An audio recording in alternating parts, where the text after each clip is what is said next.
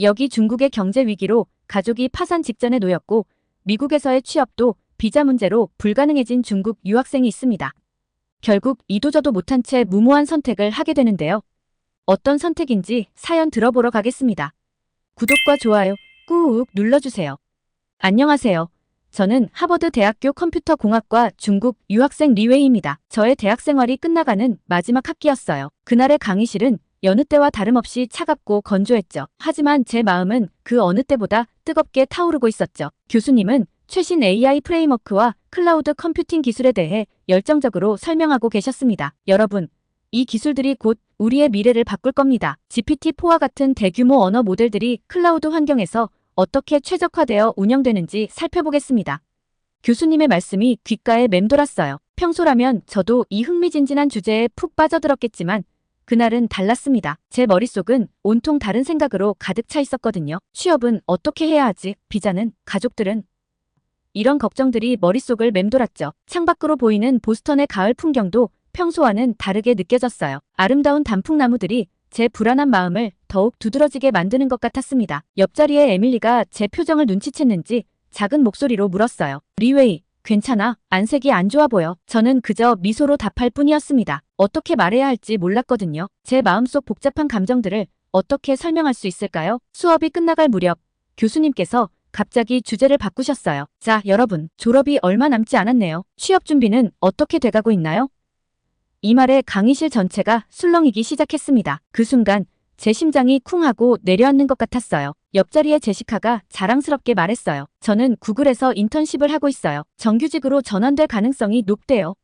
다른 친구 마이클은 아마존에서 오퍼를 받았어요. 다음 달부터 시애틀로 갈 거예요. 또 다른 친구 레이첼은 메타와 마이크로소프트에서 최종 면접을 앞두고 있어요. 이런 이야기들을 들으며 저는 점점 더 초조해졌습니다. 주변을 둘러보니 대부분의 친구들이 이미 좋은 회사에 취업이 확정되었거나 유망한 인턴십을 하고 있었어요. 그런데 저는 아무것도 없었습니다. 제 가슴속에서 불안감이 점점 커져갔어요. 교수님께서 제게 물으셨죠. 리웨이, 당신은 어떤가요? 취업 계획이 있나요?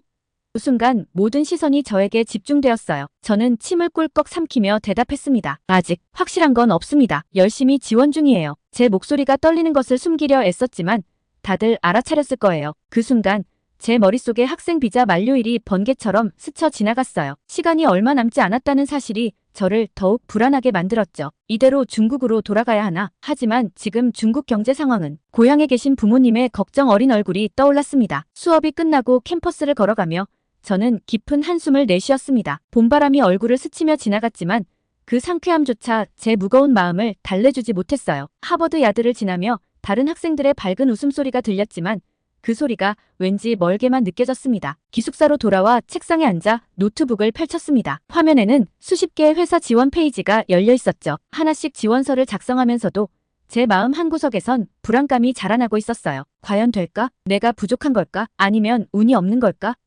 이런 생각들이 제 머릿속을 빙글빙글 돌았습니다. 그때 휴대폰이 울렸습니다. 중국에 계신 부모님이셨어요. 웨이야, 어떻게 지내니?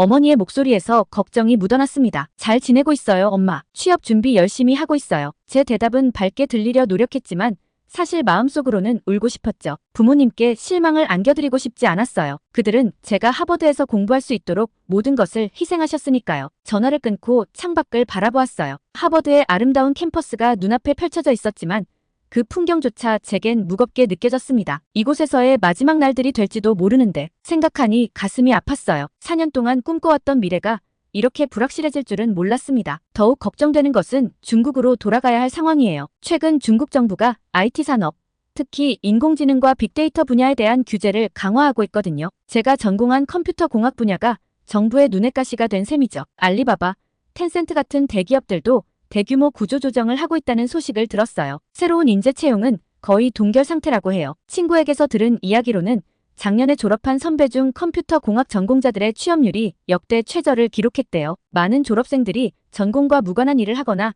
그냥 실업 상태로 지내고 있다고 해요. 이런 상황에서 제가 미국 명문대 졸업장을 가지고 돌아간다고 해서 상황이 크게 다를 것 같지 않아요. 게다가 중국 정부의 데이터 보안 정책 때문에 해외에서 공부한 IT 전문가들을 경계하는 분위기마저 있다고 해요. 우리가 배운 기술이나 지식이 국가 안보에 위협이 될 수 있다고 여기는 것 같아요. 이런 상황에서 제가 할 수 있는 일이 과연 있을까요? 이렇게 생각하니 미래가 더욱 불투명하게 느껴져요. 여기서 취업에 실패하면 돌아갈 곳조차 없을지도 모른다는 생각에 불안감이 더욱 커졌습니다. 하버드에서 배운 최첨단 기술들을 활용할 기회조차 없을지도 모른다는 생각에 좌절감이 밀려왔어요. 저녁을 먹으러 친구들과 만났지만 그들의 즐거운 대화에 끼지 못했어요. 모두가 자신의 미래에 대해 이야기할 때 저는 그저 미소 지으며 듣기만 했죠. 속으로는 나도 저렇게 자신 있게 미래를 이야기할 수 있으면 좋겠다라고 생각했습니다. 그날 밤 잠자리에 들면서 생각했어요. 내일은 꼭 좋은 소식이 있겠지. 하지만 제 마음속 깊은 곳에서는 불안감이 여전히 자리 잡고 있었습니다. 앞으로 어떤 일이 벌어질지 저는 전혀 알 수 없었답니다. 다음 날 수업이 끝나갈 무렵 교수님께서 갑자기 저를 부르셨어요. 리웨이, 잠깐 이야기 좀 할 수 있을까요? 저는 긴장한 채로 교수님께 다가갔습니다. 네, 교수님. 교수님은 잠시 생각에 잠기신 듯 하더니 말씀하셨어요. 리웨이, 혹시 한국 IT 기업들에 대해 생각해 본 적 있나요? 저는 놀라서 눈을 크게 떴습니다. 한국 기업이요? 아니요. 생각해 본 적 없습니다. 교수님은 미소를 지으셨죠. 한국의 IT 산업이 얼마나 발전했는지 알고 있나요? 삼성, LG, 네이버, 카카오 같은 기업들이 세계적으로 주목받고 있어요. 특히 AI와 클라우드 분야에서 혁신적인 기술들을 선보이고 있죠. 저는 솔직히 의아했어요. 한국이라니요? 제가 알고 있던 한국은 그저 K-팝과 드라마의 나라였을 뿐이었거든요. IT 강국이라고는 전혀 생각하지 못했답니다. 교수님은 계속해서 말씀하셨어요. 실리콘밸리에는 파리 서밋이라는 한국 스타트업 모임이 있어요. 매우 활발하게 활동하고 있죠. 이 모임을 통해 한국의 기술 혁신과 글로벌 네트워크를 경험할 수 있을 거예요. 당신이 관심 있어 할 만한 기회가 많을 것 같아요. 그 순간 제 안에 있던 편견이 불쑥 튀어나왔어요. 죄송하지만 교수님, 돈을 준다 해도 한국이나 한국 관련 모임에는 가고 싶지 않습니다. 제 말에 강의실 전체가 술렁이기 시작했어요. 동료들의 놀란 표정이 느껴졌죠. 교수님의 표정이 순간 굳어졌어요. 리웨이, 그렇게 단정 짓기엔 너무 성급한 것 같은데요. 파리 서밋에 대해 조금만 더 설명해 볼게요. 교수님은 파리 서밋에 참가한 기업들의 성과를 하나씩 열거하기 시작하셨어요. 이 모임에서 시작된 스타트업 중 하나는 작년에 5억 달러 규모의 투자를 유치했어요. 또 다른 기업은 혁신적인 AI 기술로 구글과 협업 중이고요. 그리고 나서 교수님은 한국의 대기업들에 대해 설명하셨죠. 삼성은 이미 세계 최고의 반도체 기업 중 하나예요. 최근에는 AI 칩 개발에도 앞장서고 있죠. LG는 OLED 디스플레이 기술로 세계 시장을 선도하고 있고요. 네이버와 카카오는 어떨까요? 이 기업들은 아시아를 넘어 글로벌 시장에서 주목받고 있어요. 네이버의 AI 및 로보틱스 기술은 세계적 수준이며 카카오의 모빌리티 서비스는 동남아시아 시장을 빠르게 장악하고 있죠. 교수님의 설명을 들으며 저는 점점 더 당황스러워졌어요. 제가 알고 있던 한국의 모습과는 너무나 달랐거든요. 하지만 여전히 의구심이 남아있었죠. 하지만 교수님, 그래도 한국은 작은 나라 아닌가요? 미국이나 중국에 비하면 기회가 적지 않을까요? 제가 조심스럽게 물었어요. 교수님은 고개를 저으셨어요. 리웨이, 국가의 크기가 기회의 크기를 결정하진 않아요. 오히려 한국의 컴팩트한 크기가 빠른 혁신을 가능하게 하죠. 5G 네트워크 구축 속도만 봐도 알 수 있어요. 한국은 전 세계에서 가장 빠르게 5G를 상용화했어요. 그리고 교수님은 파리 서밋이 어떻게 실리콘밸리와 한국 기술, 생태계를 연결하는 중요한 역할을 하는지 설명해 주셨어요. 이 모임은 단순한 네트워킹 자리가 아니에요. 실리콘밸리의 혁신 문화와 한국의 빠른 실행력이 만나는 곳이죠. 여기서 시작된 아이디어들이 실제 비즈니스로 빠르게 구현되고 있어요. 게다가 한국 정부도 외국 인재 유치에 적극적이에요. 글로벌 인재 비자 제도를 통해 우수한 해외 인재들에게 다양한 혜택을 제공하고 있죠. 당신 같은 인재를 위한 기회가 많이 있을 거예요. 교수님의 말씀을 들으며 저는 제 무지와 편견을 부끄럽게 여기기 시작했어요. 한국에 대해 이렇게 모르고 있었다니 정말 창피했죠. 강의실을 나서면서 저는 깊은 생각에 잠겼어요. 제가 얼마나 편협한 시각을 가지고 있었는지 깨달았죠. 그날 오후 노트북을 펴고 한국의 IT 기업들과 파리 서밋에 대해 검색하기 시작했어요. 읽으면 읽을수록 제가 얼마나 많은 것을 모르고 있었는지 깨달았습니다. 한국의 기술 혁신, 스타트업 생태계, 그리고 글로벌 시장에서의 입지, 모든 것이 새롭고 흥미진진했어요. 그날 저녁 부모님과의 정기적인 화상통화 시간이었어요. 화면에 나타난 부모님의 얼굴은 평소보다 더 피곤해 보였습니다. 웨이야, 잘 지내고 있니? 아버지의 목소리에는 걱정이 가득했죠. 네, 아빠, 잘 지내고 있어요. 근데 두 분 얼굴이 안 좋아 보이네요. 무슨 일 있으세요? 제가 조심스럽게 물었습니다. 부모님은 서로 눈빛을 교환하더니 깊은 한숨을 내쉬셨어요. 사실 회사 상황이 많이 안 좋아졌단다. 아버지가 말씀하셨죠. 대규모 구조조정이 있었고 나도 감봉을 당했어. 게다가 우리가 투자했던 부동산 가치도 계속 떨어지고 있어. 저는 충격을 받았어요. 부모님이 운영하시는 회사는 항상 안정적이었고 부동산 투자도 우리 가족의 든든한 버팀목이었거든요. 얼마나 심각한 거예요? 제가 떨리는 목소리로 물었습니다. 어머니가 대답하셨어요. 웨이야, 솔직히 말하면 우리 가족의 재정 상황이 많이 어려워졌어. 내 동생 학비도 걱정되는 상황이야. 이 말을 듣는 순간 제 가슴이 무너져 내리는 것 같았어요. 동생은 아직 고등학생인데 이제 대학 진학을 앞두고 있었거든요. 제가 뭔가 할 수 있는 일은 없을까요?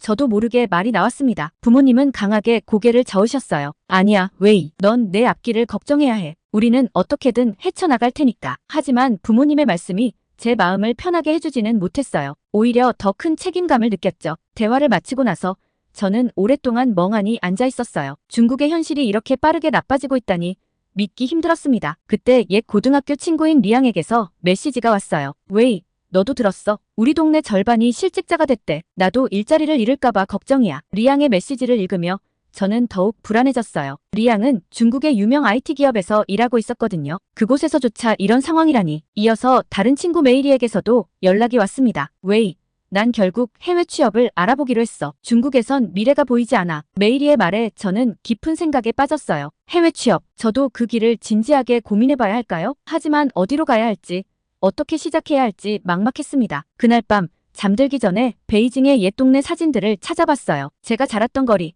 학교, 공원, 모든 것이 그리워졌습니다. 하지만 동시에 그곳으로 돌아갈 수 없을지도 모른다는 생각에 가슴이 아팠어요. 다음 날 아침 캠퍼스 신문을 읽다가 충격적인 기사를 발견했습니다. 중국 청년 실업률 역대 최고치 기록 제목을 보는 순간 숨이 막히는 것 같았어요. 기사는 중국의 청년들이 직면한 어려움을 상세히 다루고 있었습니다. 대학을 갓 졸업한 많은 젊은이들이 일자리를 찾지 못하고 있다는 내용이었죠. 심지어 일부는 학자금 대출을 갚지 못해 파산을 선언하고 있다고 했어요. 이 기사를 읽으며 저는 제 상황이 얼마나 위험한지 더욱 실감했습니다. 하버드 졸업장이 있다고 해서 안전할 거라는 생각은 순진한 착각이었던 거죠. 그날 오후 도서관에서 공부하던 중 우연히 중국에서 온 다른 유학생들의 대화를 엿듣게 되었어요. 그들도 고향의 상황에 대해 걱정하고 있었습니다. 누군가가 말했어요. 이제 중국으로 돌아가는 건 자살행위나 다름없어. 우리도 다른 나라에서 기회를 찾아봐야 해. 그 말을 듣고 저는 갑자기 현실감이 들었어요. 제가 처한 상황이 저 혼자만의 문제가 아니라는 걸 깨달았죠. 많은 중국 유학생들이 같은 고민을 하고 있다는 사실이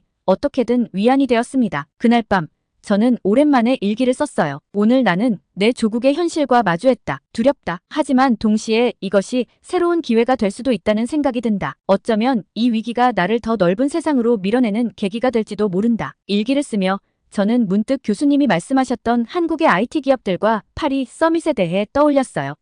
처음에는 관심이 없었지만 지금의 상황에서는 그것이 새로운 가능성으로 보이기 시작했습니다. 사실 한국에 대한 개인적인 감정은 제가 이곳 보스턴으로 올 당시의 부정적인 일화로 기억하고 있는데요. 그날의 기억은 아직도 생생합니다. 2년 전 저는 설렘과 긴장감을 안고 보스턴 로건 국제공항에 도착했어요. 16시간의 긴 비행 끝에 드디어 제 꿈의 무대인 미국 땅을 밟은 거죠. 하지만 그 설렘도 잠시 입국 심사대 앞에 서자 가슴이 쿵쾅거리기 시작했습니다. 긴 줄을 서서 기다리는 동안 저는 주변을 둘러보았어요. 다양한 국적의 사람들이 똑같이 긴장한 표정으로 서 있었죠. 그때 제 눈에 띈 건 한 무리의 한국 학생들이었어요. 그들은 우리와는 다른 줄에 서 있었는데 훨씬 빠르게 움직이고 있었습니다. 드디어 제 차례가 왔어요. 심사관은 무표정한 얼굴로 제 여권을 받아들었습니다. 방문 목적이 뭡니까? 그의 첫 질문이었어요. 학업을 위해서입니다. 하버드 대학교에서 공부할 예정입니다. 저는 최대한 침착하게 대답했어요. 학비는 어떻게 충당할 계획입니까? 심사관의 눈초리가 날카로워졌어요. 장학금과 부모님의 지원으로 충당할 예정입니다. 제 목소리가 살짝 떨렸어요. 중국에서의 직업은 무엇이었습니까? 학생이었습니다. 미국에서 불법 체류할 생각은 없습니까?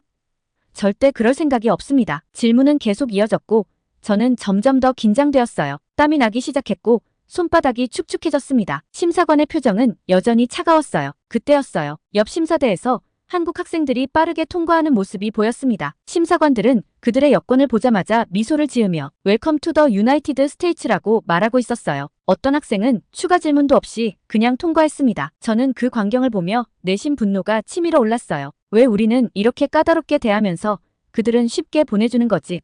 라는 생각이 들었습니다. 당신의 토플 점수는 얼마입니까? 심사관의 질문에 정신이 번쩍 들었어요. 110점입니다. 저는 재빨리 대답했습니다. 학업 계획서를 보여주세요. 심사관이 손을 내밀었어요. 저는 서툰 손놀림으로 가방을 뒤적이며 서류를 찾았습니다. 그 사이에도 옆에서는 계속해서 한국 학생들이 빠르게 통과하고 있었어요. 제 심장은 더욱 빠르게 뛰기 시작했습니다. 서류를 건넸지만 심사관은 여전히 의심스러운 눈초리로 저를 바라보았어요. 이 서류들을 검증하는데 시간이 좀 걸릴 것 같군요. 저쪽으로 가서 기다리세요. 저는 가슴이 철렁 내려앉는 느낌이었어요. 2차 심사를 받게 된 거죠. 그동안 다른 승객들, 특히 한국 학생들은 계속해서 빠르게 입국하고 있었습니다. 이 시간이 넘는 기다림 끝에 겨우 입국 허가를 받았어요. 그동안 저는 불안과 분노, 좌절감으로 가득 찼습니다. 왜 나는 이렇게 차별받아야 하는 걸까? 하는 생각이 계속 맴돌았어요. 마침내 입국장을 빠져나오면서 저는 한국 학생들이 이미 짐을 찾고 즐겁게 이야기를 나누며 공항을 빠져나가는 모습을 보았습니다. 그들의 밝은 표정과 제 지친 모습이 너무나 대조적이었어요. 그날 이후로 저는 한국과 한국 사람들에 대해 묘한 감정을 갖게 되었습니다. 질투, 분노, 아니면 단순한 좌절감, 정확히 뭐라고 표현하기는 어렵지만 그들에 대한 부정적인 감정이 제 마음 한구석에 자리 잡게 되었어요. 택시를 타고 하버드로 향하는 동안에도 공항에서의 경험이 계속 머릿속을 맴돌았습니다. 제 꿈의 시작점이어야 할 이 도시가 차별과 불공정의 기억으로 물들어버린 것 같아 마음이 무거웠어요. 하버드에 도착해서 기숙사에 짐을 풀 때도 그 감정은 쉽게 가시지 않았습니다. 새로운 환경에 대한 설렘보다는 앞으로 겪게 될지도 모르는 차별에 대한 두려움이 더 컸어요. 그날 밤 침대에 누워 천장을 바라보며 생각했습니다. 왜 한국 사람들은 저렇게 쉽게 입국할 수 있는 걸까? 그들의 나라가 우리보다 뭐가 더 대단하다고? 이런 생각들이 제 마음속에 한국에 대한 편견의 씨앗을 심었던 것 같아요. 지금 돌이켜보면 그때의 경험이 얼마나 제 판단을 흐리게 했는지 깨닫게 됩니다. 한 번의 안 좋은 경험으로 인해 전체를 일반화하는 오류를 범했던 거죠. 하지만 그때의 저에게는 그것이 현실이었고 부정할 수 없는 경험이었습니다. 이제야 알게 되었지만 그때 제가 느꼈던 감정들은 단순히 한국에 대한 것이 아니라 제 자신의 불안과 두려움의 투영이었던 것 같아요. 새로운 환경에 대한 두려움, 성공에 대한 압박감, 그리고 차별받을지도 모른다는 걱정. 이 모든 것들이 복합적으로 작용해 한국에 대한 부정적인 감정으로 표출된 것이죠. 교수님과의 대화 이후 저는 깊은 생각에 잠겼어요. 제 편견이 얼마나 근거 없는 것이었는지 깨달았죠. 한국에 대한 부정적인 감정이 단 한 번의 경험에서 비롯되었다는 것을 인정하니 마음이 한결 가벼워졌어요. 교수님께서 제안해주신 한국 IT 기업 인턴십과 파리 서밋 참가 기회는 정말 매력적으로 들렸어요. 처음에는 망설였지만 점차 새로운 가능성에 대한 기대감이 커졌습니다. 그날 밤 노트북을 펴고 한국의 IT 산업에 대해 조사하기 시작했어요. 삼성, LG, 네이버, 카카오, 이 기업들의 혁신적인 기술과 글로벌 영향력에 놀랐습니다. 파리 서밋에 대해 알아볼수록 실리콘밸리와 한국 기술 생태계의 연결고리로서 그 중요성을 이해하게 되었어요. 결국 저는 용기를 내어 82 서밋 참가 신청을 했고 한국 IT 기업의 인턴십 프로그램에도 지원했습니다. 이제 새로운 모험이 시작되는 거죠. 이 경험을 통해 저는 중요한 교훈을 얻었어요. 편견을 버리고 열린 마음으로 세상을 바라보면 예상치 못한 기회가 찾아온다는 것을요. 앞으로 어떤 일들이 벌어질지 정말 기대됩니다. 한국에서의 새로운 도전이 제 인생을 어떻게 바꿀지 저도 무척 궁금해요. 여러분, 저의 이야기가 누군가에게 작은 용기가 되었으면 좋겠습니다. 편견을 넘어 새로운 세계로 한 걸음 내딛는 것. 그것이 우리를 성장시키는 힘이 된다는 것을 기억해주세요. 오늘 리웨이 씨의 사연 어떻게 들으셨나요? 정말 한국에 대한 자긍심이 차오르는 감동적인 이야기였는데요. 하버드 대학교를 졸업해도 중국인이란 이유로 여러 현실적인 문제 때문에 한국을 부러워하고 한국에 오고 싶어하는 중국 유학생 리웨이 씨의 말에 어떻게 생각하시는지 댓글 많이 달아주세요. 구독과 좋아요 꾹 눌러주시고 다음에 더 좋은 사연으로 찾아오겠습니다.